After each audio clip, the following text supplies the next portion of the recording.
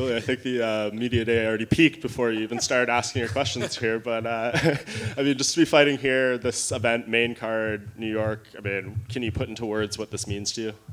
Oh, yeah. So last year, all Apex fights, I fought there 5 times already. So I'm sure the environment's going to be a little bit different. Having a couple hundred people at the Apex to sold out Madison Square Garden, it's definitely going to be just super nerves and emotions, and I just can't wait for it. Yeah, I mean, obviously Shane's known for his bangers in there, and I mean, I'm sure you want to have another one of those, especially in front of this crowd and everything. When you look at him, I mean, especially coming off a tough loss, his last one, do you expect him to maybe adjust what he tries to do in there, or are you thinking, despite that loss in a high-profile fight, he brings the same approach? Yeah, I think he's going to bring the same approach. I think that he just has one style that's very fan friendly. He likes to bang. He doesn't mind getting hit. He likes to come forward. So I'm expecting all of it. I'm expecting a 3-round war. He's coming off a couple losses, but he looked great in both those fights. Those last 2 fights that he had. So I'm expecting the best Shane Burgos, and I'm preparing myself for the best Shane Burgos that has ever fought before. And I know you mentioned when you did an interview with MMA Junkie Radio, you said you want to leave this event a household name and everything. Is that more because of the matchup or just this card and everything? Like, there's going to be so many eyes on it. That's the way you ultimately end up getting that status. Well, I think every fight I'm always trying to, put myself on a higher platform. Obviously, you get, more money, bigger paychecks, closer to that championship belt, the more people that know you. But I think there was a reason why they bumped us up to the main card. I think the bosses and I think the fans are kind of know what to expect when you see a Shane Burgos fight. I'm kind of getting that reputation too. If it's a Billy Q fight, it's going to be a banger. I've had some pretty good fights so far in the UFC. I just want to keep adding to that, and this is the biggest platform that I've been on so far. You've obviously had some boxing history in your combat sports career. Shane's obviously an incredibly exciting, high-level, high-action striker. So how would you compare your striking to his inside the octagon? I think my striking, it's just a little different. I've been doing Muay Thai for over 10 years. Getting ready for this fight, I've actually worked with a former world champion, Antonio Tarver. We've been doing a lot of boxing together. Luckily, he was coaching people right down the street from my house, literally like 10 minutes away. So that he was a good addition to my team. I've already had my coach, Dan Rawlings, who I've done Muay Thai with for a very long time.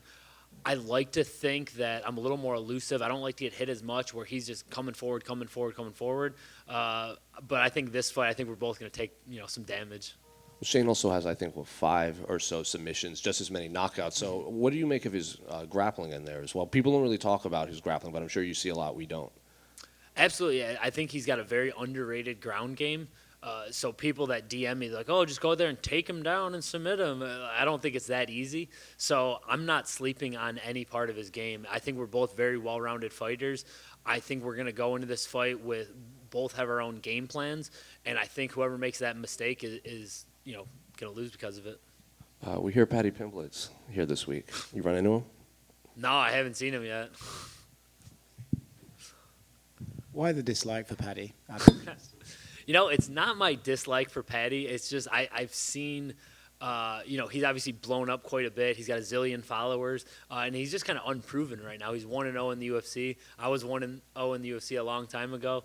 I'm happy for Paddy. I don't want to come up here and sound like a hater because he didn't do anything wrong. He's got that that charismatic character which a lot of people follow and like. So I don't hate on Paddy, but it's almost like a little bit of jealousy that he came in, got one fight, and he's already blown up like that.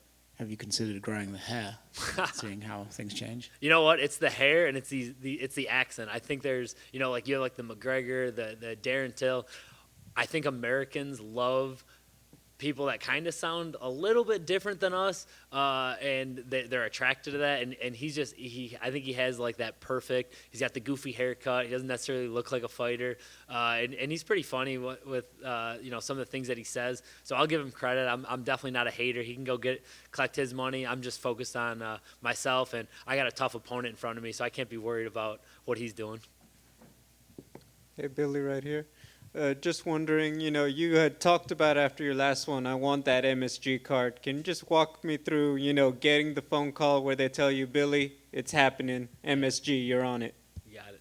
Yeah, my manager called me, and it was kind of like rumored, like, hopefully you get it. And then I didn't know who I was going to be fighting.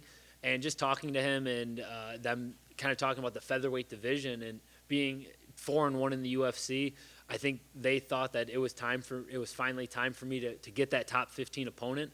I think I literally just dropped to my knees and thank God that this is where I'm at in my career, fighting on the main card at Madison Square Garden. It's stuff that I've dreamed about my whole career, and we're finally here, and I'm prepared to make the most of it. Thank you. On the right over here. To your right. Oh, sorry, bud.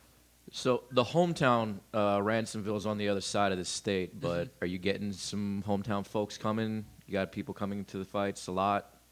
Yeah, most of my really close friends that I grew up with in Ransomville and Lewiston, Buffalo, are coming out. I actually had a lot of people where they were like, "Oh man, I want to come, but tickets are so expensive," or they didn't want to get the vaccine, or whatever the case may be. We do got a bunch of people here, but I also have a ton of people obviously watching it on pay-per-view from home. Good. All right, thank you guys.